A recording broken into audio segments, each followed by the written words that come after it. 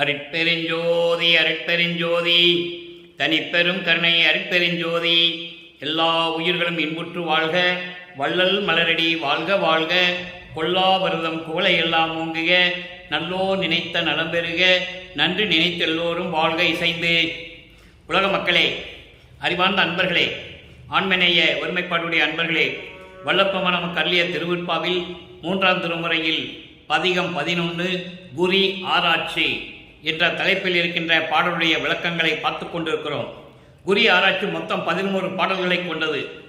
இதுவரையிலும் நாம் 8 பாடலுடைய விளக்கங்களை பார்த்திருக்கிறோம். இன்று 9வது பாடலுடைய விளக்கத்தை பார்க்க போகிறோம்.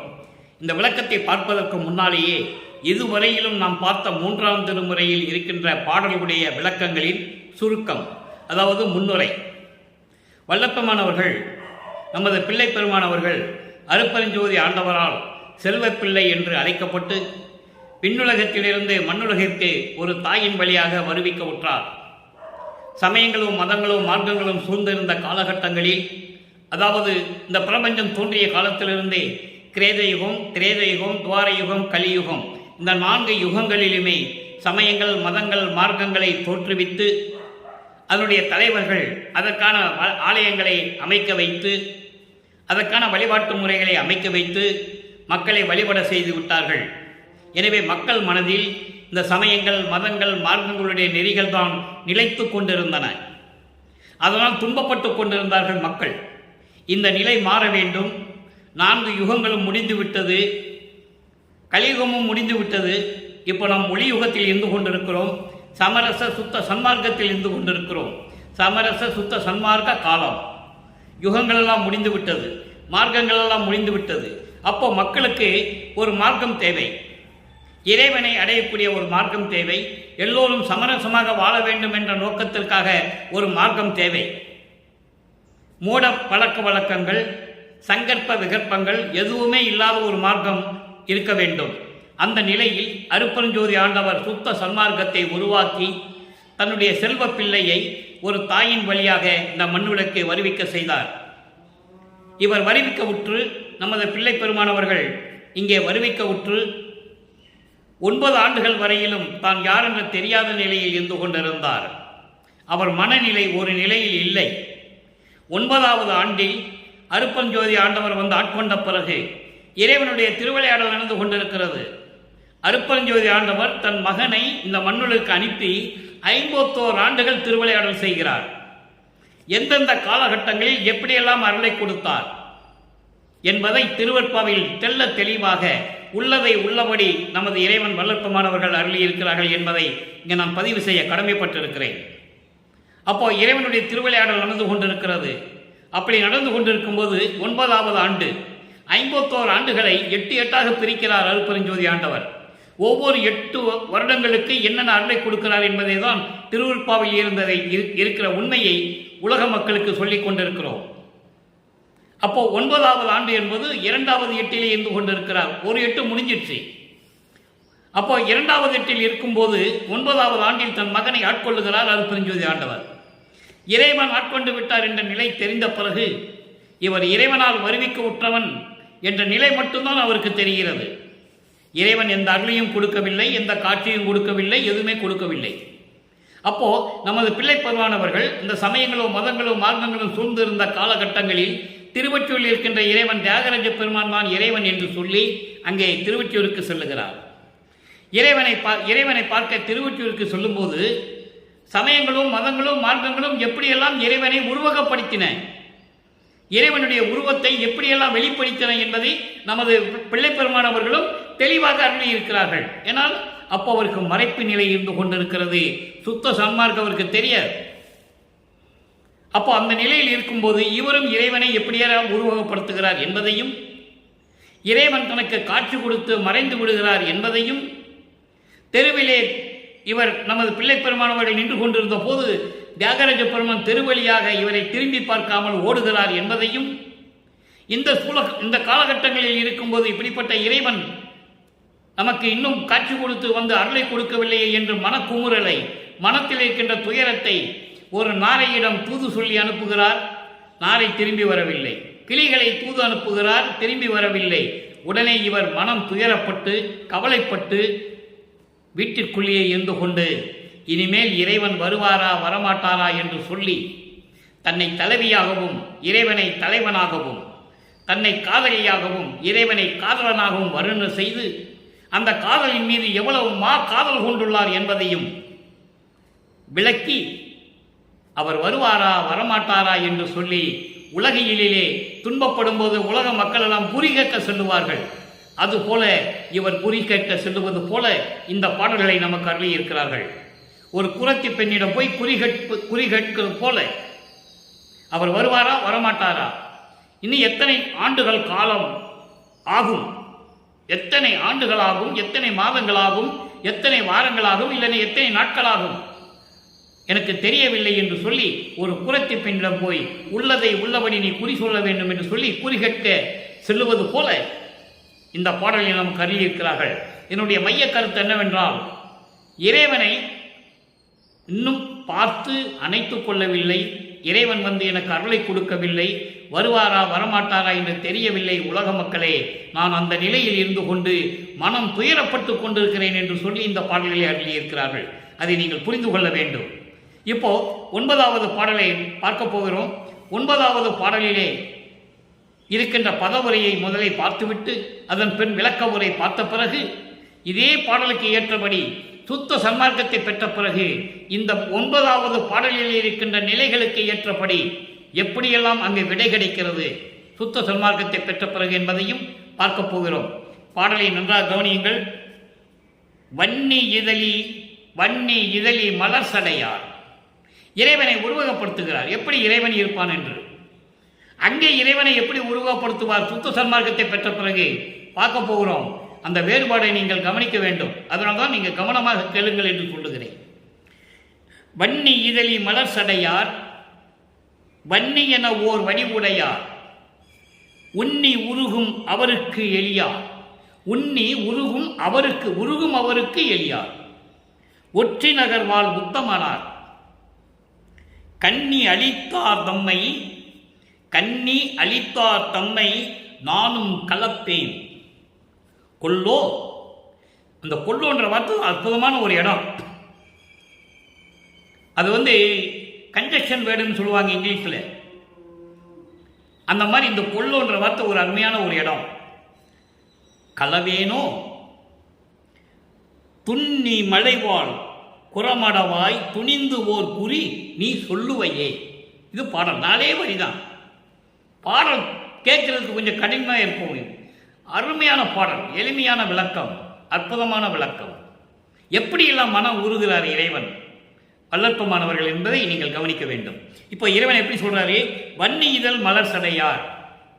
வன்னி இதழ் என்பது கொன்றை மலர் சூடிய சடையை உடைய இறைவன். இறைவனுக்கு பிடித்தது கொன்றை மலர், சிவனுக்கு பிடித்தது கொன்றை மலர். அதை இங்கே குறிப்பிடுகிறார். சிவனை அவர்தான் கடவுள், அருட்பெருஞ்சோதி ஆண்டவர் என்ன அப்போ அவருக்கு தெரியாது. நல்லா புரிஞ்சுக்கணும். நீங்கள் ஏன் இப்படி பாடினாரு, இப்போ எப்படி அருட்பெருஞ்சோதி சொல்கிறாருன்ற சந்தேகம்லாம் உங்களுக்கு வரக்கூடாது. தெளிவாக இருக்கணும். இறைவனை பற்றி பேசும்போது தெளிவான உள்ளத்தோடு இருக்கணும், மனம் தெளிவாக இருக்கணும்.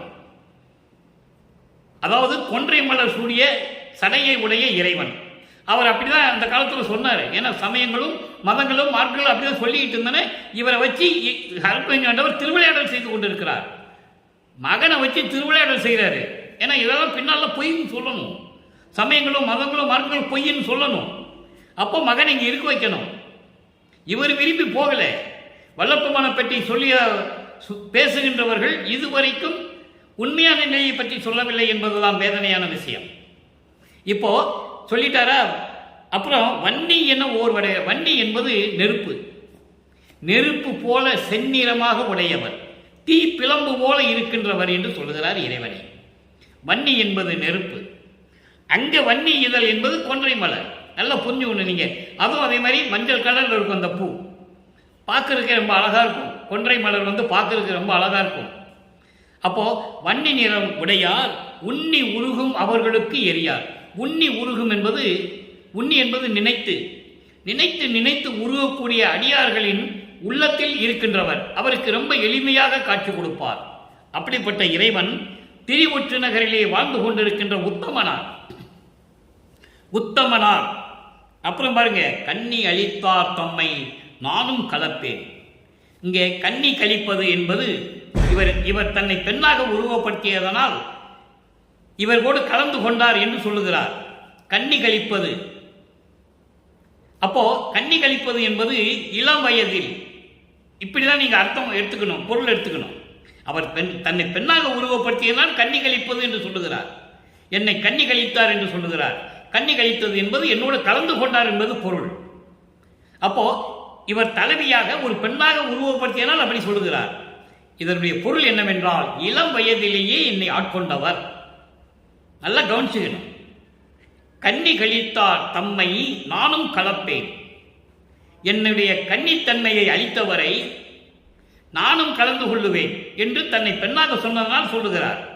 ஆனால் இளம் வயதிலேயே என்னை ஆட்கொண்டார் என்பதுதான் அது உண்மையான பொருள். இளம் வயதிலேயே, இதான் சுத்த சன்மார்க்க விளக்கம். அதனால தான் நம்ம பதிவுக்கு பேரே சுத்த சன்மார்க்க விளக்கம் தான் போட்டிருப்பேன். நீங்க பார்க்கலாம், வரும்போது பதியத்தை போட்டு 3ஆம் திருமுறையை போட்டு சுத்த சன்மார்க்க விளக்கம்னு போட்டிருப்பேன். சுத்த சன்மார்க்க விளக்கம். இறைவன் என்னை இளம் வயதிலேயே ஆட்கொண்டார். இப்போ வருவாரா, இப்போ எங்களுடன் வந்து சேர்ந்துருவாரா, சேர மாட்டாரா என்று எனக்கு தெரியவில்லை. இளம் வயதிலேயே ஆட்கொண்டது உண்மைதான். நானும் இனிமே அவரோட கலந்து கொள்வேன். ஆனால் இப்பொழுது வருவாரா, நான் எப்படி கலந்து கொள்வேன் என்று தெரியவில்லை.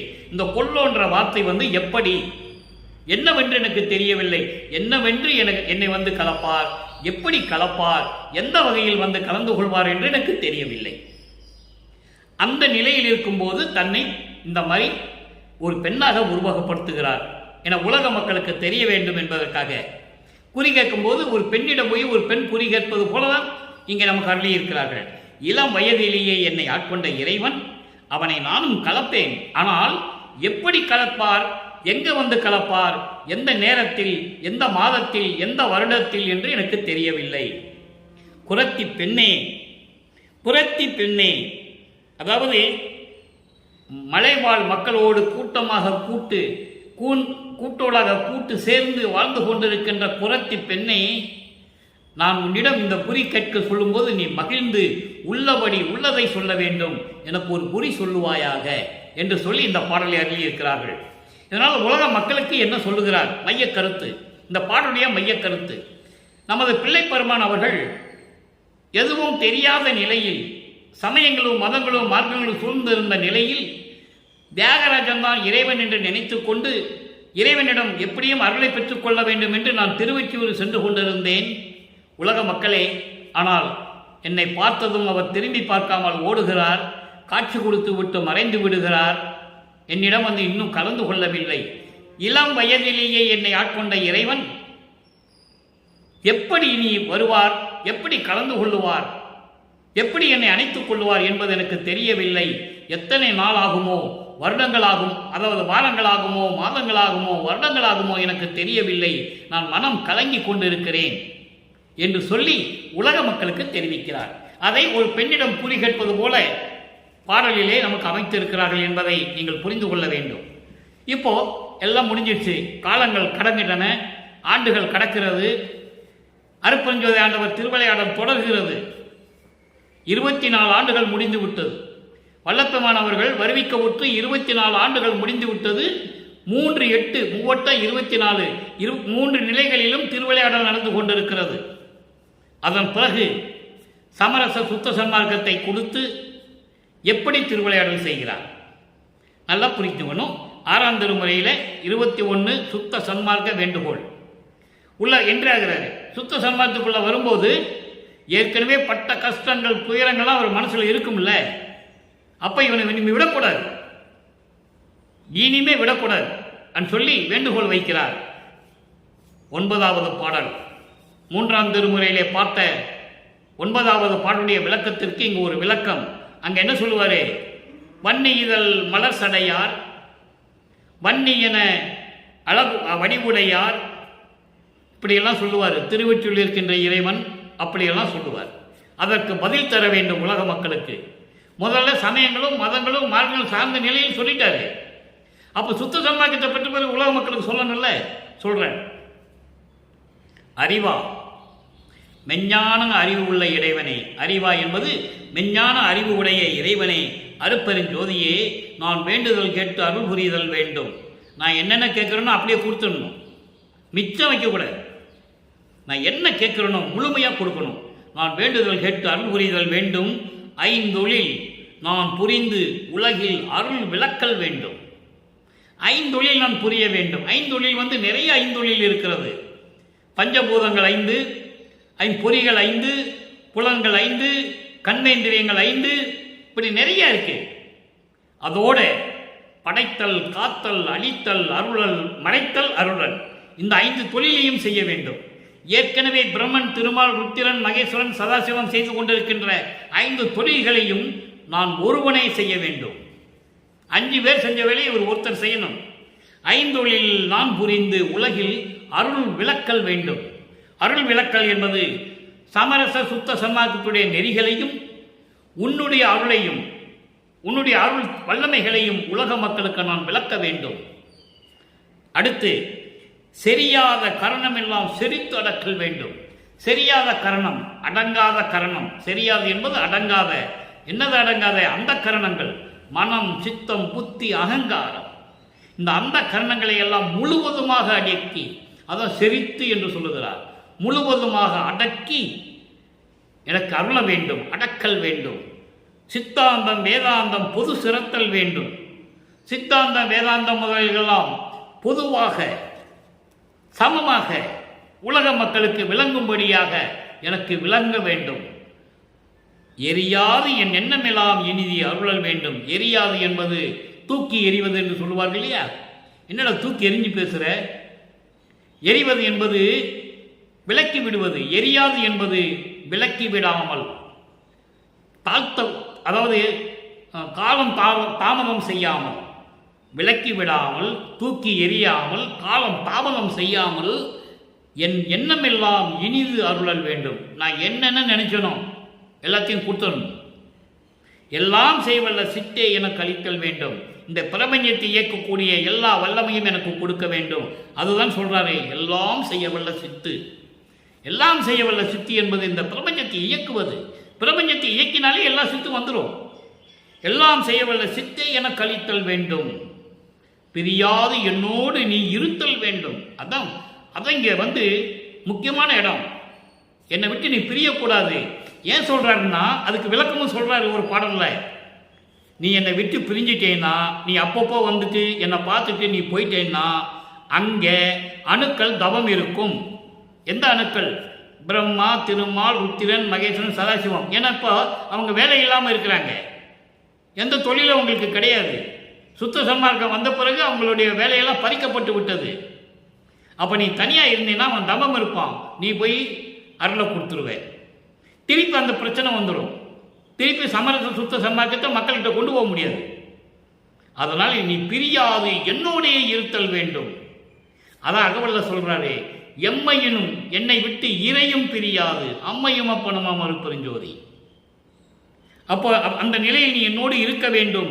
பெருமான் உன்னையே பாடி நான் ஆடுதல் வேண்டும். உன்னையே எப்போதுமே வணங்கிக் கொண்டு நான் செயலாற்ற வேண்டும். இந்த பிரபஞ்சத்தை இயக்க வேண்டும் என்று சொல்லி இந்த வேண்டுகோளை வைக்கிறார். அடுத்து பாருங்க, அருள் விளக்க மாலை. இறைவனுடைய நிலையையும் எப்படி இறைவனிடம் அருளை பெற்றுக் கொண்டார் அந்த அருளை விளக்க வேண்டும், உலக மக்களுக்கு தெரியப்படுத்த வேண்டும். 19வது பாடல், 3ஆம் திருமுறையிலே பார்த்த 9வது பாடலுக்கு இங்க 19வது பாடலிலே விளக்கம் இருக்கிறது. அங்கே வருவாரா வரமாட்டாரா குறி கேட்கிறார்ல. இப்போ சுத்த சன்மார்க்கத்தை பெற்ற பிறகு என்னென்ன செஞ்சார் உலக மக்களுக்கு சொல்லணும். இது இறைவனுடைய திருவிளையாடல் நடந்து கொண்டு இருக்கிறது. இதெல்லாம் முடிச்சாதான் 51வது ஆண்டில் இறைவன் மகனோட கலக்கணும். இறைவன் தான் வரணும், இவர் போக மாட்டாரு. நல்லா புரிஞ்சுக்கணும் நீங்க. ஏன்னா பிரிந்த சக்தியை மீண்டும் இறைவன் தான் சேர்ந்து கொள்ள வேண்டும். 51 ஆண்டுகள் தன் இருந்த சக்தியை ஒரு பிள்ளையாக்கி மண்ணுலக்கை வர வைத்து திருவிளையாடல் செய்து 51 வருடங்கள் கழித்து திரும்பி மகனோடு இணைய வேண்டும். இதுதான் அமைப்பு. இதுதான் காலத்தின் கட்டாயம். அப்போ அருள் விளக்க மாலையில் என்ன சொல்றாரு? கண்களிக்க புகை சிறிதும் காட்டாதே. இறைவன் நிலையையும் இறைவனிட்ட எப்படி அருளை பெற்றுக் கொண்டார்? கண்களிக்க புகை சிறிதும் காட்டாதே, புருவக்கலை நடுவே விளங்குகின்ற கற்பூர விளக்கே. 2 வரியா விளக்கம் சொல்றேன். மொத்தம் 8 வரி பாடல் இது. 2 வரியா. கண் கழிக்க புகை சிறிதும் காட்டாதே. கண் குளிர, கண்ணால கண் குளிர பார்த்து மகிழும்படி புகை காட்டாதே. புகை என்பது மறைப்பு. மறைப்பு என்பது அந்த மறைப்பு நிலையை காட்டாமல் வெட்ட வெளி உண்மையாக எனக்கு காட்டி புருவன் மத்தியிலே, எனது புருவ மத்தியிலே விளங்கிக் கொண்டிருக்கின்ற கற்பூர விளக்கே. கற்பூர விளக்கே என்பது அருட்பெருஞ்சோதி. அருட்பெருஞ்சோதி ஆண்டவரே என்று சொல்லுகிறார். என்றால் அருட்பெருஞ்சோதி ஆண்டவருக்கு தேகத்துக்கு கற்பூர மனம் உண்டு. ஞான தேகம் கொண்டால் கற்பூர மனம், பிரவண தேகத்துக்கு திருநீர் மனம். அதனால்தான் 6ஆம் திருமுறையிலே சில இடங்களில் திருநீர் பூசிய இறைவனை என்று கூட சொல்லுவார். அது தப்பா எடுத்துக்கூடாது. சுத்த சன்மார்க்கத்தில் திருநீர்லாம் கிடையாது. ஏன்னா இறைவன் தேகத்துக்கு திருநீர் மனம் உண்டு, பிரணவ தேகத்துக்கு. சுத்த தேகத்துக்கு மலர் மனம் உண்டு, மல்லிகை மனம், மல்லிகை மலர் மனம் உண்டு. அதெல்லாம் சொல்லுவார். மல்லிகை மனத்தோடு என்னை கலந்து கொண்டார் என்று சொல்லுவார். மல்லிகை மனத்தோடு கலந்து கொண்டார் என்பது சுத்த தேகத்தோடு என்னோடு கலந்து கொண்டார் என்பது பொருள். அது சுத்த சன்மார்க்க விளக்கம். இறைவன் கொடுத்த விளக்கம் எந்த டிக்ஷனரிலையும் தமிழ் அகராதியிலே எங்கேயும் இருக்காது. நீங்கள் எங்கே வேணாலும் எடுத்து பார்த்துக்கலாம். இது இறைவன் கொடுத்த விளக்கம். அப்போ கற்பூர விளக்கே, கற்பூர மனம் வீசும் தேகம் கொண்ட, ஞான தேகம் கொண்ட அருட்பெருஞ்சோதி ஆண்டவரே என்று பொருள் இந்த கற்பூரம் விளக்குக்கு. அடுத்து பண்களிக்க பாடுகின்ற பாட்டில் விலை சுகமே. பண்களிக்க பாடுகின்ற பாட்டில் விலை சுகமே. தேவகான இசையோடு பாடுகின்ற அந்த பாட்டிலே வருகின்ற விளைவு சுகமே. அதனால் வருகின்ற இறைவனே, அருட்பெருஞ்சோதியே, பக்தர் உள்ளே தித்திக்கப்படுத்த தனிப்பலமே. பக்தர் உள்ளே என்பது இங்கே பக்தர்கள் உள்ளே என்று பொருள். இங்கே பக்தர்கள் என்பது சமரச சுத்த சன்மார்க்கத்தை சேர்ந்த அன்பர்கள், சாதுக்கள், கொலையும் புலையும் தவிர்த்தவர்கள், ஜீவகான்ய ஒழுக்கத்தில் இருந்து கொண்டிருக்கின்றவர்கள், இந்திரிய ஒழுக்கம், கர்ண ஒழுக்கம், ஆன்ம ஒழுக்கம், ஜீவ ஒழுக்கத்தை பின்பற்றக்கூடியவர்கள். இவர்களில் உள்ளத்திலே தித்திக்கின்ற வழி இருக்கின்ற இறைவனே அருட்பெருஞ்சோதியை என்று சொல்லுகிறார். அடுத்து மண்களிக்க வான்களிக்க. மண்களிக்க வான்களிக்க. இந்த பூலோகமும் விண்ணுலகமும் சந்தோஷம்படி சிவகாமி வள்ளியை மணந்த, சிவகாமி வள்ளி என்ற என் அம்மையின் மனம் குளிர நின்று கொண்டிருக்கின்ற இறைவனே. இங்கே சிவகாமி வள்ளி என்று தன் தாயை குறிப்பிடுவார். அருட்பெருஞ்சோதி உருவமாகவும் இருப்பார், அருவமாக இருப்பார், அருவமாகவும் இருப்பார். அப்போ உருவமாக இருக்கும்போது இந்த வார்த்தையை பயன்படுத்துகிறார், உலக மக்களுக்கு தெரிவிக்கிறார். சிவகாமி வள்ளி மனமகிழ மறைகளெல்லாம் வாழ்த்துகின்ற அளவிற்கு, அதாவது வேதங்கள் வாழ்த்துகின்றன, வேதங்கள் சிவகாமி வள்ளியை வாழ்த்துகின்றன. இந்த விண்ணுலகமும் மண்ணுலகமும் எல்லா தேவர்களும் எல்லா வேதங்களும் வாழ்த்துகின்றன. வாழ்த்துகின்ற வாம பெண்களிக்க. அப்படிப்பட்ட என் அம்மை, வாமப்பெண் என்பது அப்படிப்பட்ட எனது அம்மை சிவகாமி வள்ளி, இடது பக்கம் இருக்கின்ற சிவகாமி வள்ளி என்று சொல்லுகிறார். வாமப்பெண் என்பது இடது பக்கம், வாமம் என்பது இடது பக்கம். அப்போ இடது பக்கத்திலே இருக்கின்ற என் அம்மை சிவகாமி வள்ளி மனமகிழ சத்தியஞான சபையிலே நடனம் புரிந்து கொண்டிருக்கின்ற இறைவனே, உன் பெரும்புகழ் சேவடிகளுக்கு என் அரும்பும் அணிந்து அருளே. என்னுடைய பாடல்கள் என்று சொல்லுகிறார். என் பாடல்களை ஏற்றுக்கொண்டு உன் திருவடிகளிலே ஏற்றுக்கொண்டு எனக்கு அருள வேண்டும் என்று சொல்லி இந்த பாடலை அருளியிருக்கிறார்கள். சரி, இப்போ இந்த நிலையை பார்த்தாச்சு. இப்போ இறைவனை எப்படி பார்த்தார்? எப்படிப்பட்ட இறைவன் உலக மக்களுக்கு சொல்லணும். 42வது பதிகம் கண்டு கனிந்து கலந்து கொள்ளல் 9வது பாடல். 3ஆம் திருமுறையிலே இன்று நாம் பார்த்த குறி ஆராய்ச்சியிலே 9வது பாடலிலே வருவாரா வரமாட்டாரா, வருவாரா வரமாட்டாரா என்று சொல்லுவார். இப்போ எப்படி வராருன்னு சொல்றார். நீட்டாய சித்தாந்த நிலையினிடத்து அமர்ந்தும், நீட்டாய சித்தாந்தம் என்று சொல்லுகிறார். அதாவது விரிவாக ஆராயப்பட்ட சித்தாந்தத்தினுடைய நிலையில் இருந்து கொண்டு அங்கே அமர்ந்து கொண்டு நிகழ்கின்ற வேதாந்த நெறியெழுத்தும், அதாவது 6 அந்தங்களுடைய நிலைகளில் மேல் இருந்து கொண்டிருக்கின்ற இறைவனே என்று சொல்லுகிறார். இதோ சுருக்கம்: சித்தாந்தம், வேதாந்தம், போதாந்தம், நாதாந்தம், யோகாந்தம், கலாந்தம். இங்க 6 அந்தங்களுடைய நிலைகளில் இருந்து கொண்டு விளங்கி கொண்டிருக்கின்ற இறைவனே என்று சொல்லுகிறார். அதான் இங்கே சொல்றாரு, நிகழ்கின்ற வேதாந்த நெறியினெடுத்தும் ஆட்டாய போதாந்தம். ஆட்டாய போதாந்தம், ஆட்டாய போதாந்தம் என்றால் அலைவு இல்லாத, அலைவுகள் இல்லாத போதாந்தம், அலைவரு நாதாந்தம். அலைவரு என்பது அந்த அலைவுகள் இல்லாத, துன்பம் இல்லாத நாதாந்த நிலை. இப்படி 6 அந்த நிலைகளையும் இங்கே சொல்லுகிறார். 6 அந்த நிலைகளிலும் ஆதிமற்ற அந்தங்கள், மற்ற அந்தங்களிலும் அனைத்தினும் உற்று அறிந்தும். இத்தனை வேதங்களும் உன்னிப்பாக பார்த்து கொண்டிருக்கின்றன. அப்படி இருந்தும் இறைவனை பார்க்க முடியவில்லை. அதை இங்கே சொல்றாரு. 6 அந்தங்களையும் சொல்லி 6 அந்த நிலைகளும் உன்னை உற்று நோக்கி கொண்டிருக்கின்றன. உற்று அறிந்து உன்னை பார்த்து கொண்டிருந்தும் வேட்டாசை பற்று அனைத்தும். வேட்டாசை பற்று அனைத்தும். வேட்டாசை என்பது உலக ஆசைகள், உலகியல் விடயங்கள். மண்ணாசை, பெண்ணாசை, பொன்னாசை அவற்றையெல்லாம் விட்டு, பற்றுகள் அனைத்தையும் விட்டு உலகம் போற்ற வித்தகராய் விளங்குகின்ற முத்தர்களுக்கும், எப்படி சொல்றார் பாருங்க, முத்தர்களுக்கு கூட உலக ஆசைகள் எல்லாம் விட்டுட்டு, எல்லா பற்றுகளையும் விட்டுட்டு தவநிலையில் இருக்கின்ற அந்த முத்தகர்களுக்கும் தன்னை காட்டாது, தன்னை காட்டாமல். ஆக 6 அந்தங்களுக்கும் காட்டாமல், முத்தர்களுக்கும் காட்டாமல், உலகாசைகளை விட்ட முத்தர்களுக்கும் காட்டாமல் ஒளித்திருக்கும் கல்வனை, ஒளிந்து கொண்டிருக்கின்ற திருடனை இறைவனை சொல்றாரு. அப்படி ஒளிந்து கொண்டிருக்கின்ற திருடனை, ஒளிந்து கொண்டிருந்தாலே அவன் திருடன் தானே. அதாவது மறைப்பு நிலையில் இருக்கின்ற இறைவனை, யாரும் பார்க்க முடியாத இறைவனை, அதுக்குதான் பொருள். அதை சுத்த சன்மார்க்க விளக்கம். யாரும் பார்க்க முடியாத இறைவனை என் கண்ணால் கண்டு கொண்டேன், கனிந்து கொண்டேன், பார்த்தவுடனே பேரின்பமாக இருந்தேன், இறைவனோடு கலந்து கொண்டேன், பேரின்பத்தோடு கழித்தேன் என்று சொல்லுகிறார். ஆக எப்படிப்பட்ட இறைவன், யாரும் பார்க்க முடியாத இறைவன். இங்கே ஏன் முத்தர்கள்னு குறிப்பிட்டார்னு சொல்ல நீ கவனிக்கணும். முத்தருக்கு அப்புறம் முத்தி நிலை அடைந்தவர்கள் முத்தர்கள். அந்த நிலைக்கு அப்புறம் சித்தி நிலை, ஞான சித்தி நிலை இருக்கிறது. இதுக்கு நான் நிறைய விளக்கங்கள் கொடுத்திருக்கிறேன். அப்போ அது யாருக்கு வரல, இங்கே எங்கேயும் சொல்லலை பார்த்தீங்களா? முத்தர்களோட நிப்பாட்டுவார், முனிவர்களோட நிப்பாட்டிக்குவார், பிரம்மன் திருமால் அந்த 5 பதத்தோட நிப்பாட்டிக்குவார், இந்திரனோட நிப்பாட்டிக்குவார். ஏன்னா இவங்கெல்லாம் யாருமே இறைவனை பார்க்கல, ஞான சித்தியை யாருமே அடையவில்லை, மெஞ்ஞானம் யாருமே அடையவில்லை. மெஞ்ஞானம் அடைந்தால் ஞான சித்தி கிடைத்துவிடும். அந்த நிலையில் யாருமே இல்லை என்பதை இங்கே உலக மக்களுக்கு தெரிவிக்கிறார் என்பதை இங்கே நான் பதிவு செய்ய கடமைப்பட்டிருக்கிறேன். அப்படிப்பட்ட முத்தர்களும் பார்க்க முடியல, யாரும் பார்க்க முடியல.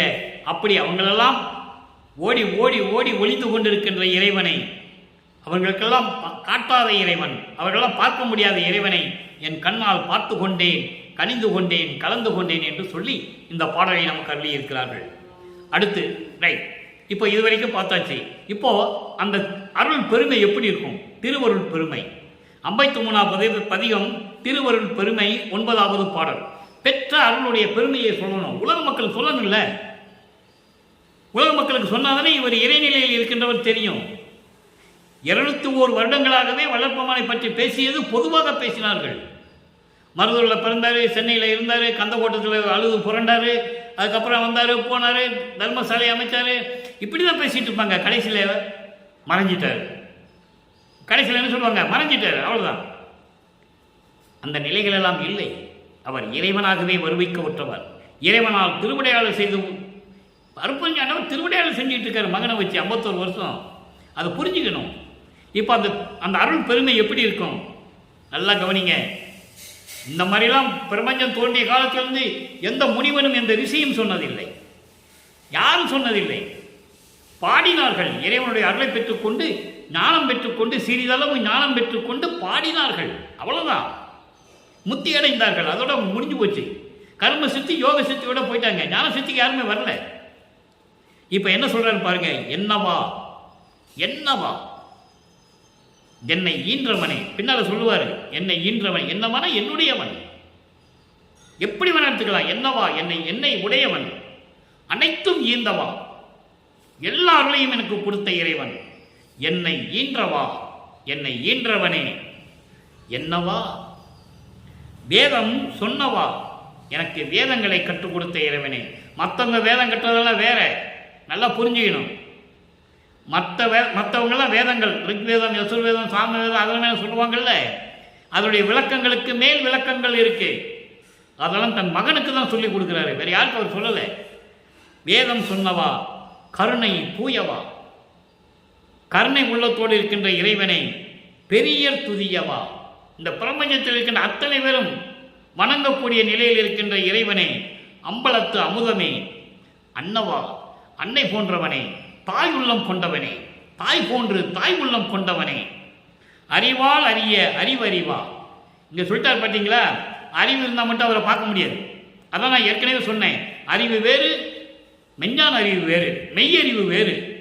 அறிவு மட்டும் இருந்தால் மட்டும் இறைவனை பார்க்க முடியாது. அதான் சொல்றாரு, அறிவு அறிய அறிவறிவா. அறிவு இருக்கிறவன்லாம் இறைவனை பார்க்க முடியாது.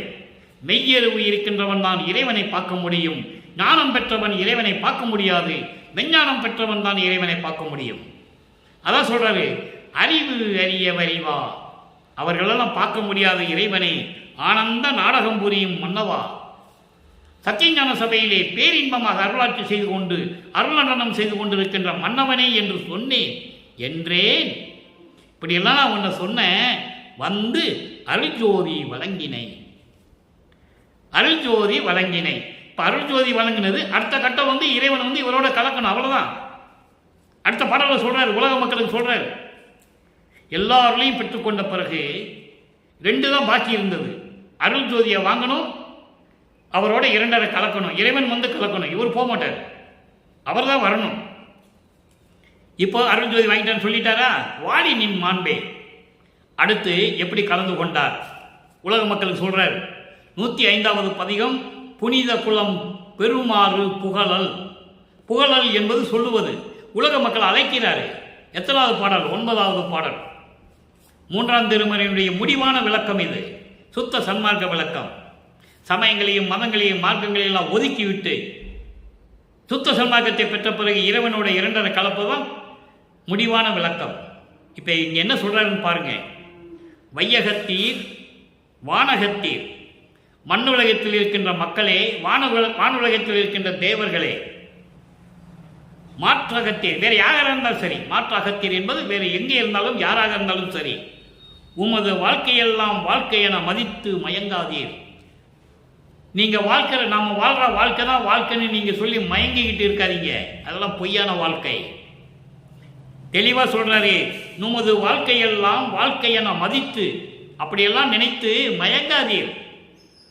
நீங்கள் வாழ்க்கிற வாழ்க்கையில், நீங்கள் வாழ்கிற வாழ்க்கையில் ஒரு வாழ்க்கையா, அதெல்லாம் மயங்காதீர்.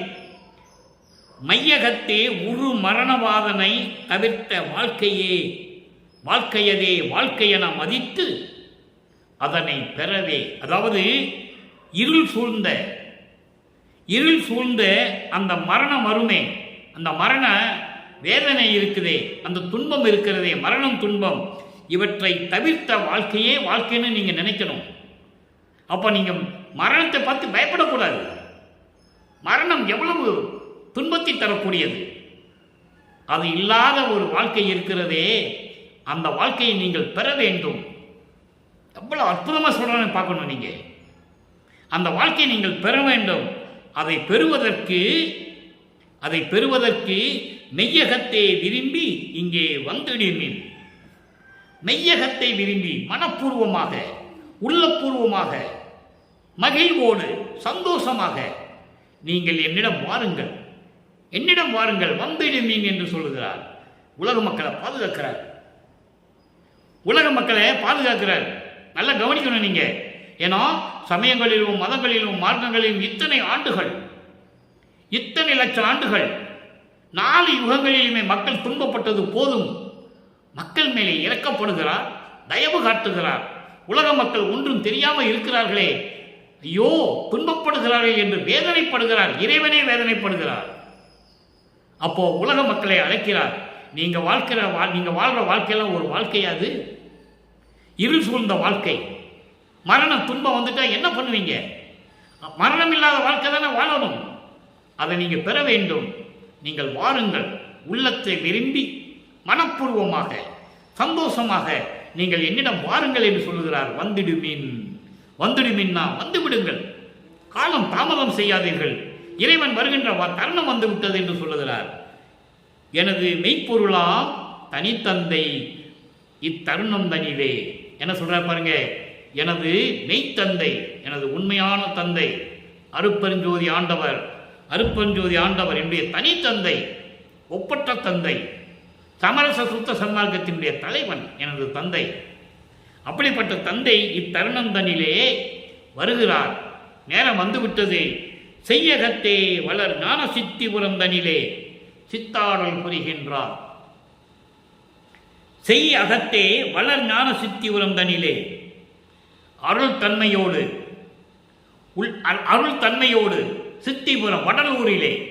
சித்திபுரம் தனிலே வடலூரிலே சத்தியஞான சபையிலே சித்தாடல் புரிகின்றார். அருள் நடனம் செய்து கொண்டு அருளாட்சி செய்து கொண்டிருக்கிறார். திண்ணம் இதுதானே நல்ல நேரம். வந்து விட்டார். அங்கே இருக்கிறாரு. நீங்க வந்துருங்க சத்தியஞான சபைக்கு. அங்க வந்துட்டாரு. சித்திபுரம் வடலூரிலே சத்தியஞான சபையிலே இருக்கிறாரு. அருள் செய்து கொண்டு அருள் நடனம் செய்து கொண்டு பிரபஞ்சத்தை இயக்கிக் கொண்டு அங்கே இருக்கிறார். நீங்க வந்து விடுங்கள், நல்ல வாழ்க்கையை பெற்றுக்கொள்ளலாம், மரணமில்லா பெருவாழ்வில் நீங்கள் இருக்கலாம் என்று சொல்லுகிறார். இப்போ அந்த 42வது பாடல் பார்த்தோம்ல, கண்டு கனிந்து கலந்து கொள்ளல், அதுக்கு ஒரு சின்ன விளக்கம் இருக்கிறது. அனுபவமாலை இப்போ உலக மக்களுக்கு சொல்லிட்டாரு. உலக மக்களே, நீங்கள் வாழ்கிற வாழ்கிற வாழ்க்கையெல்லாம் ஒரு வாழ்க்கை கிடையாது. அதை இருந்துட்டு மயங்கிட்டு இருக்காதீங்க.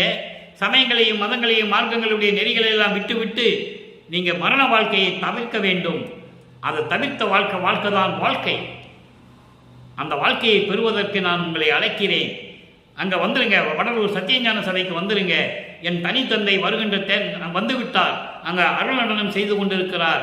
இது உண்மை, இது சத்தியம் என்று சொல்லுகிறார். இப்போ ஒரு சின்ன விளக்கம். அனுபவ மாலையிலே ஒரு விளக்கம் இருக்கிறது. 147வது பதிகம் அனுபவ மாலை. அதில் ஒரு 3வது பாடலில் ஒரு பாடல். அதில் விளக்கம் மட்டும் சொல்கிறேன். நேரம் கடந்து கொண்டு இருக்கிறது. விளக்கம் மட்டும் சொல்கிறேன். எனக்கு அருளை, அந்த 3வது பாடலை சொல்லிவிட்டேன் நான். ஓகேவா? யாரும் பார்க்க முடியாத இறைவனை இவர் எப்படி பார்த்தாரு அப்படின்ற ஒரு விளக்கத்தை நம்ம கொடுக்கணும். அதான் புரியும். தன்னை தோழியாகவும் தன்னை தலைவியாகவும் உள்ளத்தை தோழியாகவும் வர்ணனை செய்து அனுபவ மாலையை கொடுத்திருப்பார். 100 பாடல்கள். ஒவ்வொரு பாடலும் அவ்வளோ அருமையாக இருக்கும். இப்போ 147வது பதிகத்தில் அனுபவ மாலையில் ஒரு 3வது பாடலில் ஒரு சின்ன விளக்கம். எல்லாம் அருளை கொண்ட துரை என்னை ஆட்கொண்டார். அங்கே 3ஆம் பதிகத்தில் சொல்லுவார்ல, இளம் வயதிலேயே என்னை ஆட்கொண்ட இறைவன் இன்னும் வரலன்னு சொல்லுவார். இங்கே என்ன சொல்றார் பாருங்க. அதுக்கு தான் இந்த விளக்கம்.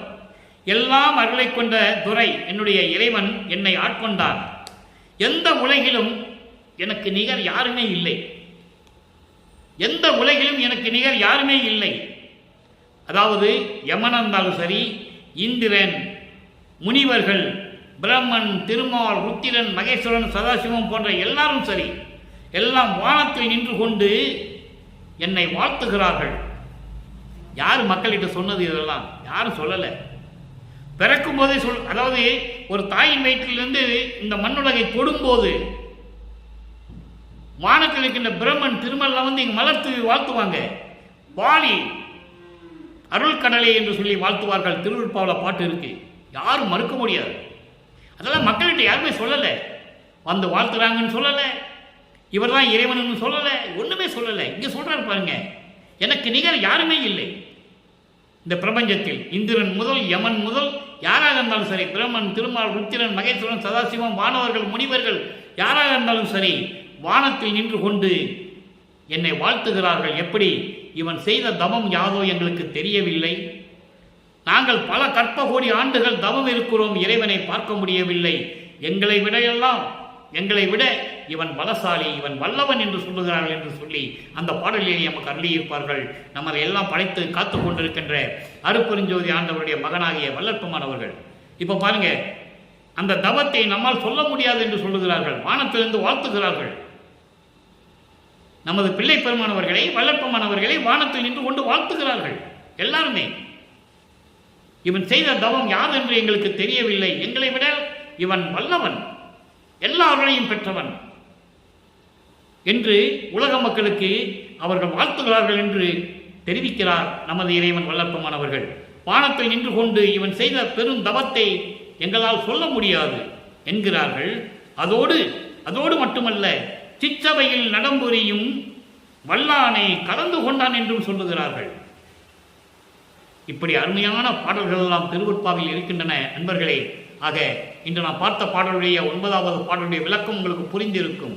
வல்லற்பமானவர்கள் சாதாரண பிள்ளையாக பிறந்து மனிதனாக வாழ்ந்து போய் ரூமுக்குள்ள போய் மறையல. அந்த தாட்டை நீங்க எடுத்துடணும், அந்த கான்செப்டையை நீக்கிடணும். இவருடைய திருவிளையாடல் நடந்து கொண்டிருக்கிறது. அருப்பஞ்சானுடைய திருவிளையாடலால் இவர் மகன் இயங்கிக் கொண்டிருக்கிறார். 9 ஆண்டுகள் வரையிலும் அலைய விட்டு, அதன் பிறகு ஆட்கொண்டு விட்டு சென்று விட்டு, மகனை அலைய விட்டு, மதங்களிலும் சமயங்களிலும் மார்க்கங்களிலும் இருக்க செய்து இவ்வளவு கஷ்டங்களை அனுபவிக்க சொல்லுகிறார் மகனை. ஏனென்றால் அப்படி இருந்தால்தான் உலக மக்களிடம் சொல்ல முடியும், பன்மார்க்கம் கடந்தேன் என்று சின்னம்படி, 12 மேல் நின்று சின்னம்படி, சன்மார்க்கம் மார்க்கம் என்று சத்தியம் சொல்லுகின்றோம் என்று சின்னம்படி. தந்தையும் மகனும் சத்தியம் பண்றாங்க உலக மக்களுக்கு. சமரச சுத்த சன்மார்க்கம் தான் நல்ல மார்க்கம் சொல்றாங்க உலக மக்களுக்கு. நல்லா புரிஞ்சுக்கணும் நீங்க. அப்போ சமயங்களிலும் மதங்களிலும் மார்க்கங்களில் சொல்லப்பட்ட நெறிகளை விட்டுவிட்டு சுத்த சன்மார்க்கத்தை எடுத்துக்கொண்டு நீங்கள் அந்த நெறியில் நடந்து இறைவனுடைய அருளையும் செல்வங்களை எல்லாம் பெற்றுக்கொண்டு புலையும் கொலையும் தவிர்த்து உருவ வழிபாடுகளை எல்லாம் தவிர்த்து ஜோதி வழிபாடு செய்து சுத்த சன்மார்க்கத்தில் இருந்து கொண்டு இறைவன் அருளை பெற்றுக்கொண்டு நீங்கள் இந்த வையகத்தில் வாழ்வாங்க வாழ வேண்டும் என்று இறைவனுடைய தயவோடையும் கருணையோடையும் வாழ்த்தி விடைபெறுகிறேன். இந்த வள்ளலார் ஊழியன். மீண்டும் நாளை சந்திப்போம். நன்றி, வணக்கம். அருட்பெருஞ்சோதி அருட்பெருஞ்சோதி, தனிப்பெரும் கருணை அருட்பெருஞ்சோதி.